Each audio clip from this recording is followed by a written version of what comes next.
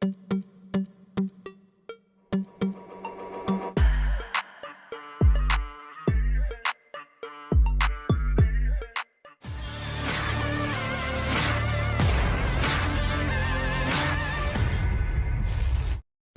sosial diramaikan dengan rekaman momen ledakan demi ledakan yang terjadi pada benteng hingga posisi tentara Ukraina. Rekamannya beredar di Telegram pada Kamis 23 Mei 2024. Dalam keterangan unggahan disebutkan, pasukan Rusia menyerang posisi tentara Ukraina di desa Serebianki, wilayah Zaporozhye. Pasukan Vladimir Putin menggunakan granat dan drone dalam menyerang. Pasukan Rusia menyerang ruang istirahat militer Ukraina dengan serangan granat aktif, jelas narasi. Beberapa tentara Ukraina dikabarkan tewas di tempat, namun jumlah pastinya tidak dirincikan jelas. Kendati demikian, rekamannya kini telah menuai berbagai komentar dari warganet.